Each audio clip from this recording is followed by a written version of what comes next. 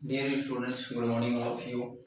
आज हम लोग पढ़ेंगे कक्षा 10 का मैथ, जो पहला चैप्टर है वास्तविक संख्या, जिसे रियल नंबर कहते हैं। तो हमारा चैप्टर है वास्तविक संख्या। तो हम लोग जानेंगे सबसे पहले संख्या के बारे में, और फिर जानेंगे वास्तविक संख्या के बारे में, और इसके अंतर्गत हमें कौन कौन से टॉपिक पढ़ना है उसके बारे में जानेंगे। तो हम लोग जानते हैं सबसे पहले संख्या।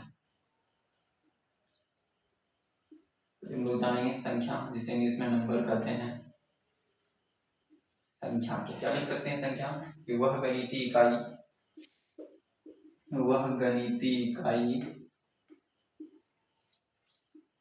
जिसका उपयोग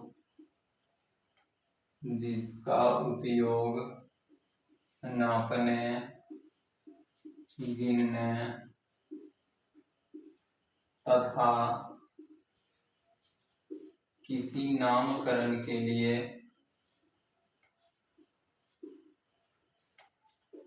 किया जाता है, उसे संख्या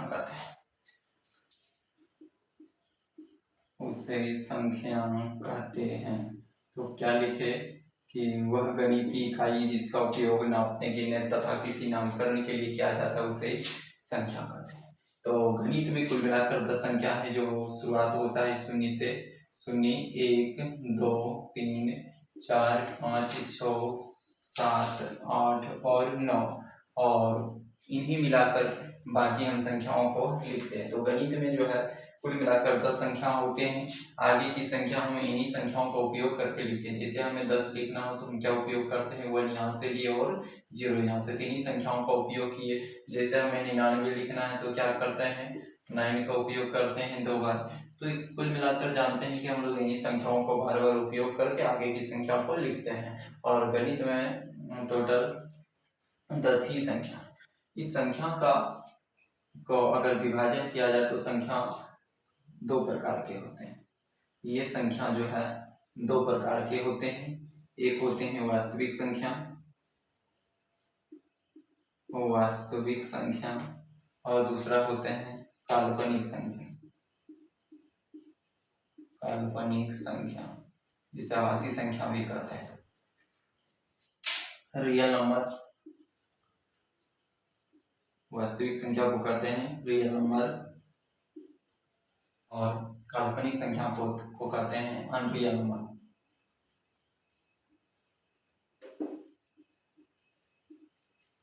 तो इस प्रकार से संख्या 2 प्रकार के होते हैं, एक वास्तविक संख्या और एक काल्पनिक संख्या। जानेंगे वास्तविक संख्या, जो हमारा पहला चैप्टर है। इसी चैप्टर को हम लोग जानेंगे वास्तविक संख्या। तो इसका हम लोग डेफिनेशन अच्छी तरह से करेंगे, और ये भी है काल्पनिक संख्या। तो हम लोग बारी बारी से जानने का प्रयास करें। पहले वास्तविक संख्या और फिर काल्पनिक संख्या। अगर वास्तविक संख्या का डेफिनेशन बोला जाए तो क्या लिख सकते हैं हम लोग? वास्तविक संख्या परिमेय संख्या तथा अपरिमेय संख्या।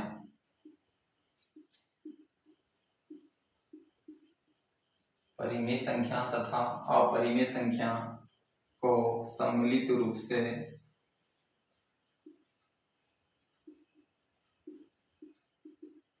वास्तविक संख्या कहते हैं।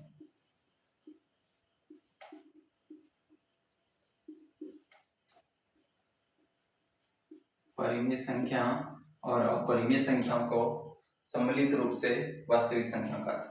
तो वास्तविक संख्या के अंतर्गत क्या कौन कौन सी संख्या आता है? परिमेय संख्या और अपरिमेय संख्या। जैसे हमने संख्या का विभाजन जो है 2 आधार पर किए, वास्तविक और काल्पनिक, उसी प्रकार से वास्तविक संख्या का भी विभाजन 2 आधार पर किया जा सकता है, एक परिमेय और दूसरा अपरिमेय। तो हम लोग इनको अच्छी तरह से जानते हैं सबसे पहले इनके और कुछ संख्याओं के बारे में, तब हम लोग वास्तविक संख्या को अच्छी तरह से समझेंगे।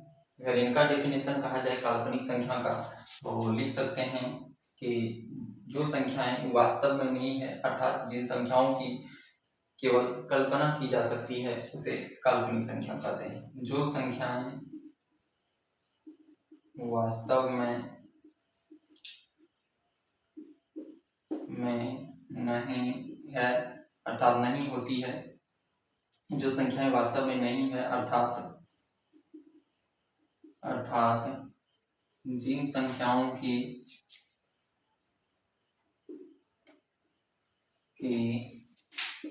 केवल कल्पना की जाती है या की जा सकती है, उसे काल्पनिक संख्या कहते हैं, उसे काल्पनिक संख्या कहते हैं।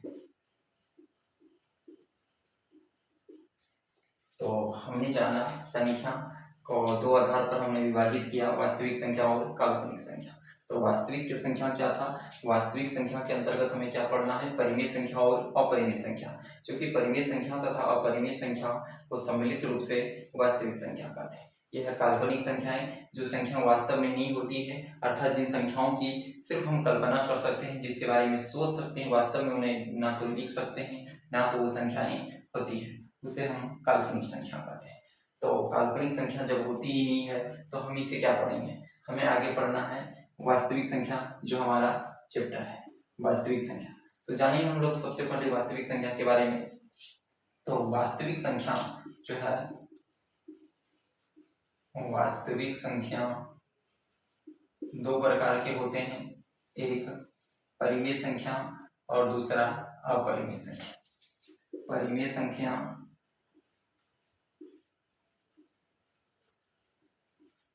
और दूसरा है अपरिमेय संख्या। अपरिमेय संख्या, अब इन दो संख्याओं को हमें अच्छी तरह से समझना है। परिमेय संख्या किसे कहते हैं? तो वैसी संख्या जो p/q के रूप में लिखा जाता है, वैसी संख्या जो p/q के रूप में लिखा जाता है, जैसे जिसे बटा में लिखा जा सकता है, जैसे 2/3 क्या है? तो परिमेय संख्या है। तो लिख सकते हैं वैसी संख्या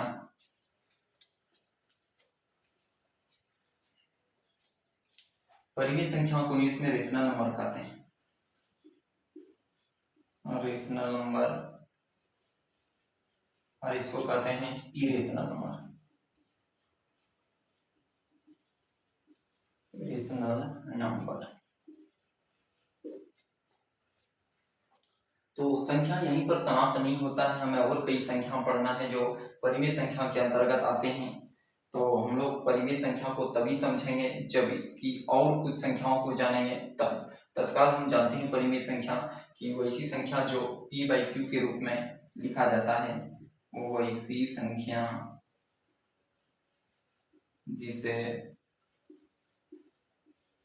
p/q के रूप में लिखा जा सकता है,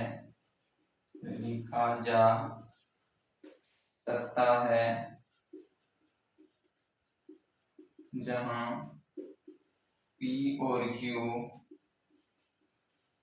पूर्णांक हैं तथा q 0 नहीं है,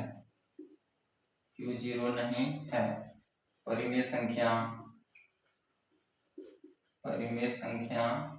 कहलाता है, परिमेय संख्या कहलाता है। इनको अच्छी तरह से जानेंगे।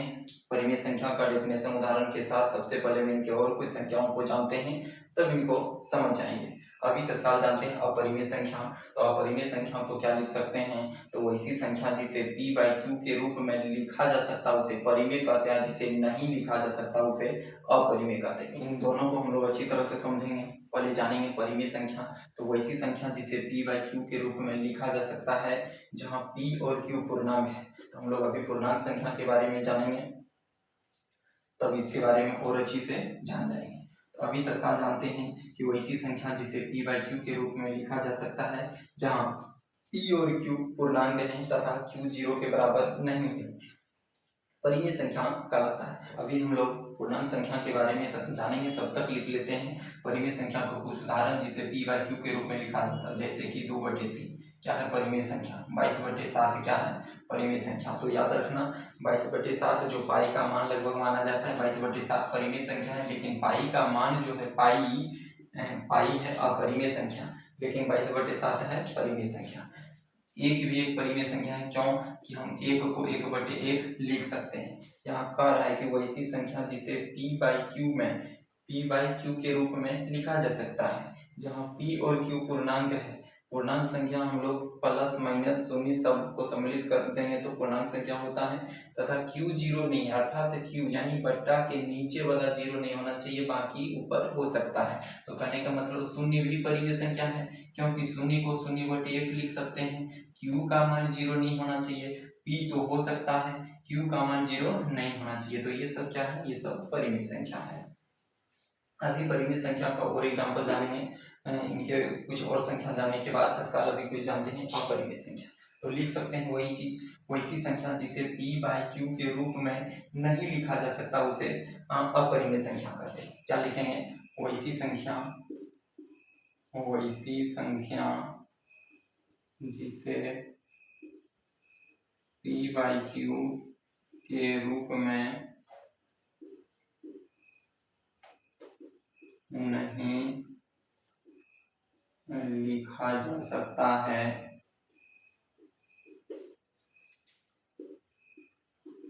उसे अपरिमेय संख्या कहते हैं, उसे अपरिमेय संख्या कहते हैं। तो अपरिमेय संख्या किसको कहते हैं, तो याद रखना, रूट के अंदर वैसी संख्या जिसका पूरा पूरा वर्गमूल प्राप्त नहीं होता है उसे अपरिमेय संख्या कहते हैं। जैसे √2, √3, 1/√2, 2 जोड़ √2, तो ये सब क्या है, अपरिमेय संख्या है। जैसे ऐसी नहीं मानना कि रूट के अंदर जो भी संख्या रहे वो अपरिमेय होता है। रूट के अंदर वैसी संख्या जिसका पूरा पूरा वर्गमूल नहीं निकलता, तो 4 का वर्गमूल निकल जाता है, इसलिए अपरिमेय संख्या नहीं है। तो वैसी संख्या जिसका पूरा पूरा वर्गमूल प्राप्त नहीं होता है उसे ही हम लोग अपरिमेय संख्या कहते हैं।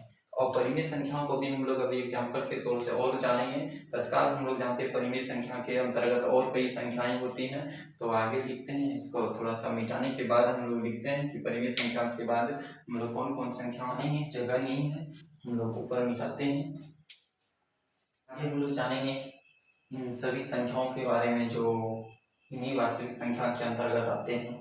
तो सबसे पहला है प्राकृतिक संख्या।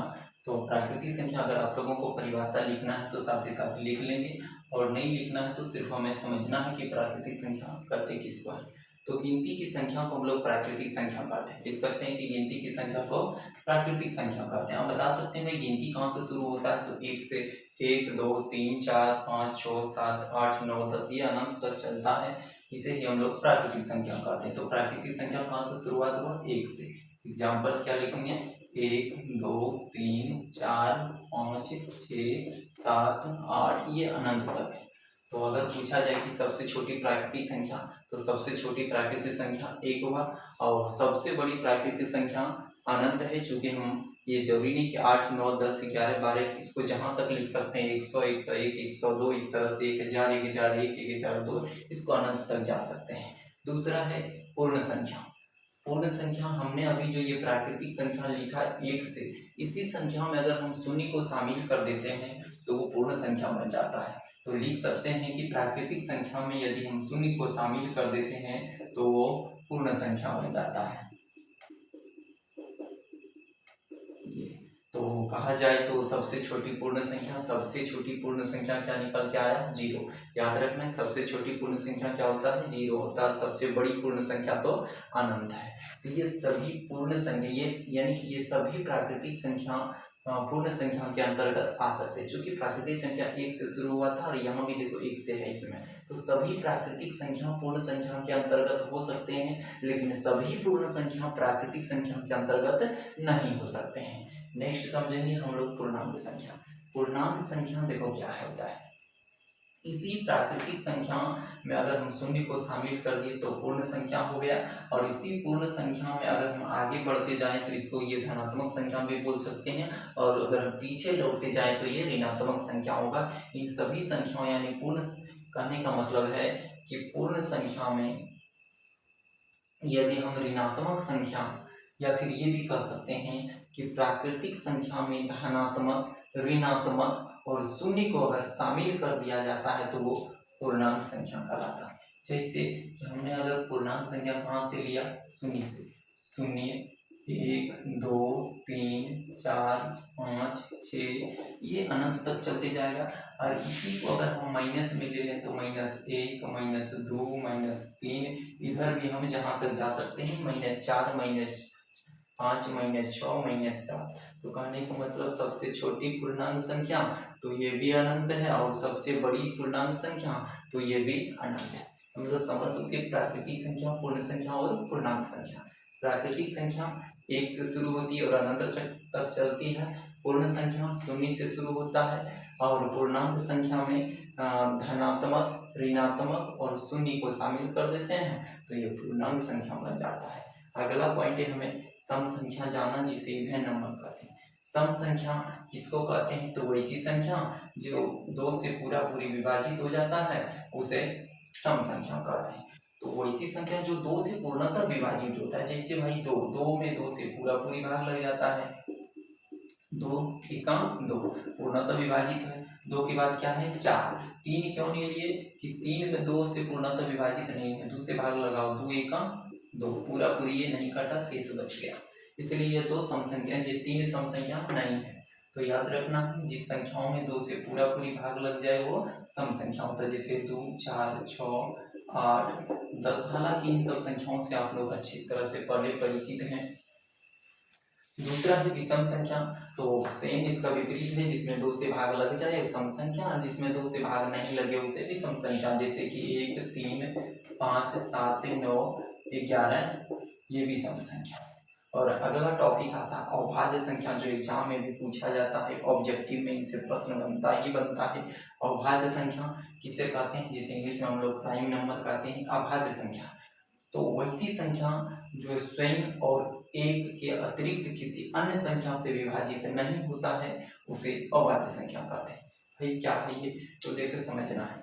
जैसे हमने 2 से एक संख्या लिया तो 2 कितना से भाग लगेगा, 2 से या फिर 1 से। अगर ऐसा है तो यह अभाज्य संख्या है। इसके अतिरिक्त अगर किसी से भाग लग जाता है तो अभाज्य संख्या नहीं है। जैसे 3 लिए तो 3 में सिर्फ 3 से भाग लगता है या 1 से, और किसी से लगता है नहीं लगता है, इसलिए यह अभाज्य संख्या है।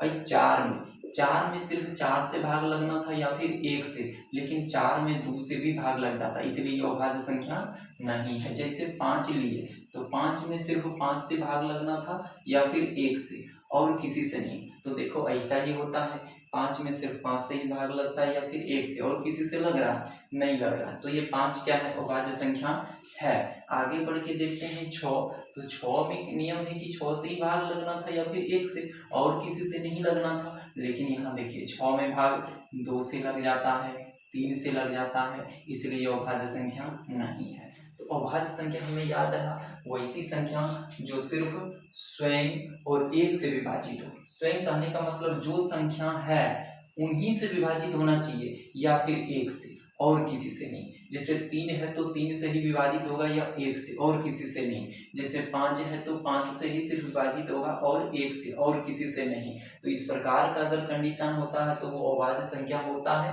और अगर और किसी संख्या से विभाजित हो जाता है, जैसे देखो 4 में 4 और 1 के अतिरिक्त 2 से विभाजित हो गया, तो ये अभाज्य संख्या नहीं था। उम्मीद है अभाज्य संख्या हम लोग समझ चुके होंगे। लिख सकते हैं वैसी संख्या जो स्वयं और एक के अतिरिक्त किसी अन्य संख्या से विभाजित नहीं होता है उसे अभाज्य संख्या कहते हैं।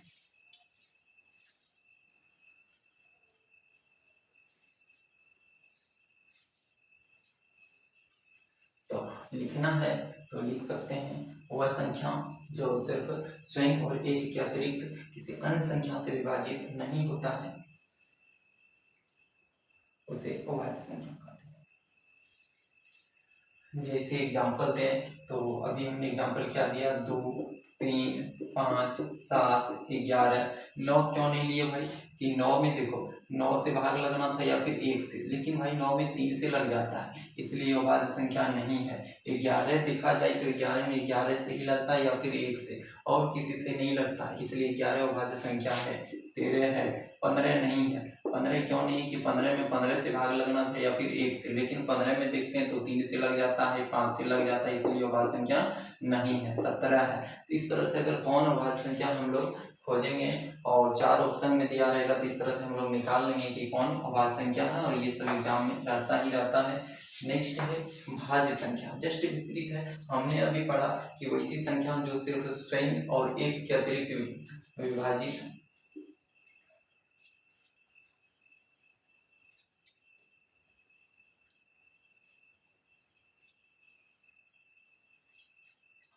अगला जानना है भाज्य संख्या, तो जस्ट इसके विपरीत होगा। हमने अभी पढ़ा है अभाज्य संख्या, क्या पढ़ा कि वैसी संख्या जो सिर्फ स्वयं और एक से विभाजित होता है, जो सिर्फ किससे विभाजित होता है, स्वयं से और एक से विभाजित होता है, उसे हम लोग बोलते हैं अभाज्य संख्या। लेकिन यहाँ क्या जानेंगे, तो वैसी संख्या जो स्वयं और एक के अतिरिक्त भी किसी संख्या से विभाजित होता है, उसे हम लोग बोलते हैं भाज्य संख्या।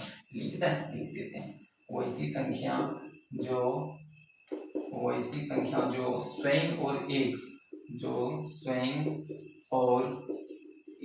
के अतिरिक्त भी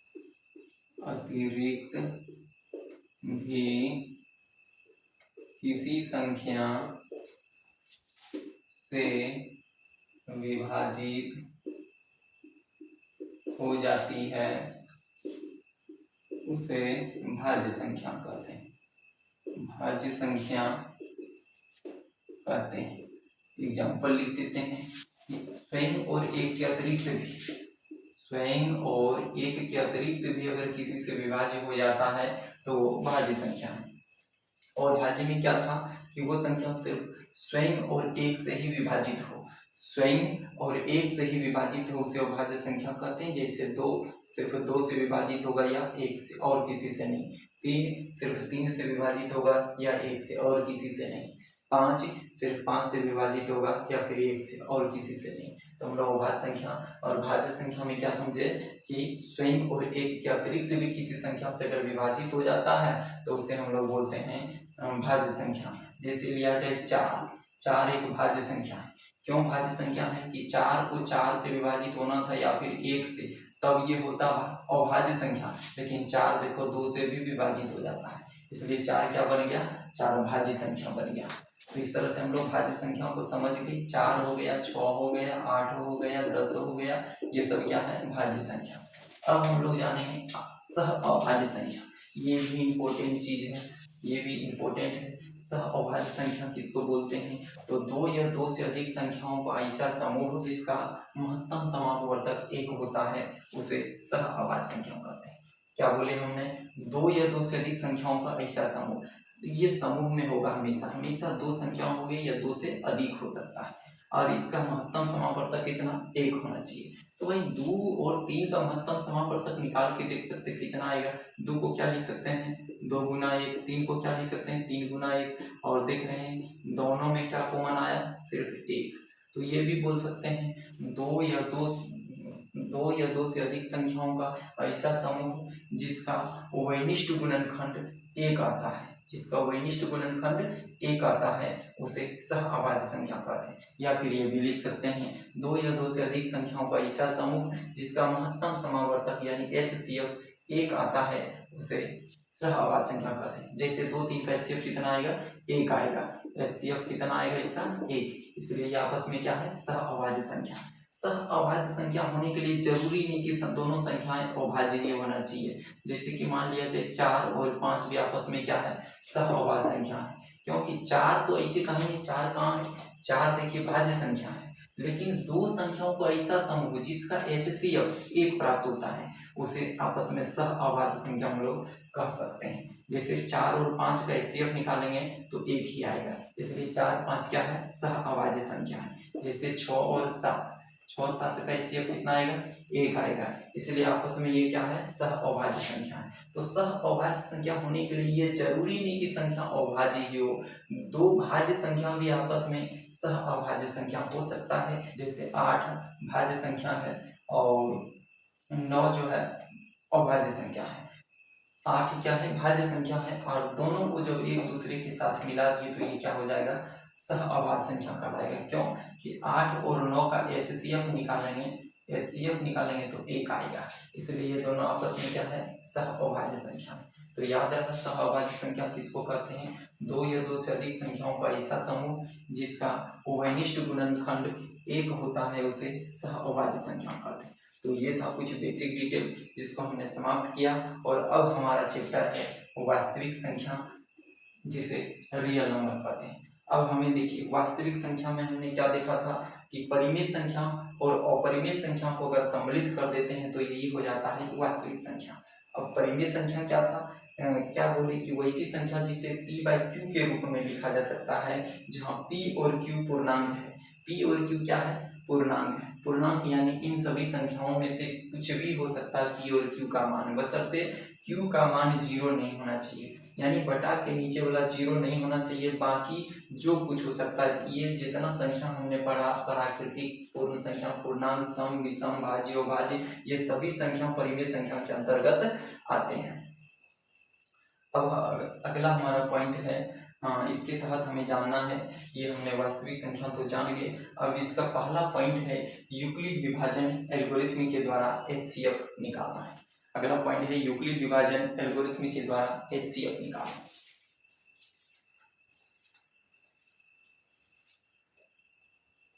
इसका पहला पॉइंट है यूक्लिड विभाजन प्रेमिका। तो यूक्लिड विभाजन प्रेमिका और यूक्लिड विभाजन एल्गोरिथ्म। तो यूक्लिड क्या है, यूक्लिड एक गणितज्ञ है और विभाजन यानी भाग देने की विधि बताया है यूक्लिड। और प्रेमिका, प्रेमिका क्या है देखिए, तो प्रेमिका एक सिद्ध किया हुआ कथन है जिसका उपयोग अन्य कथनों को सिद्ध करने में किया जाता है। जैसे मान लिया जाए, देखिए क्या है प्रेमिका, माना कि जैसे a + b का होल स्क्वायर हम लोग लिखते हैं, क्या लिखते हैं, a² + 2ab + b²। तो ये क्या है, ये एक सिद्ध किया हुआ है, ये पहले से हमें मिला है, और इनका उपयोग करके हम लोग अन्य कथनों को हल करते हैं। जैसे मान लिया जाए 2x + 3 का होल स्क्वायर है, तो हम लोग क्या करते हैं, इसका उपयोग करते हैं। क्या होता है, a + b का होल स्क्वायर बराबर a² + 2ab + b²। तो हम लोग इसको a मानते हैं, जैसे 2x a² + 2ab 2a के जगह पर है 2x + b के जगह पर 3 है प्लस 3 का स्क्वायर। तो हम लोगों ने क्या किया कि ये देखिए, ये पहले से एक सिद्ध किया हुआ चीज है और इसी का उपयोग करके हम लोग अन्य कथनों को सिद्ध करते हैं। तो ये है प्रेमिका। प्रेमिका यानी लेमा। लेमा क्या है, तो ये एक सिद्ध किया हुआ कथन है जिसका उपयोग हम लोग अन्य कथनों को सिद्ध करने में करते हैं। एल्गोरिथ्म क्या है, तो एल्गोरिथ्म यह सुपरिभाषित चरणों की एक श्रृंखला होती है जो एक अन्य विशेष प्रकार की समस्या को हल करने की विधि या प्रक्रिया प्रदान करती है। तो इसके माध्यम से हम लोग क्या करते हैं, इसके माध्यम से हम लोग दो धनात्मक संख्याओं का HCF निकालते हैं।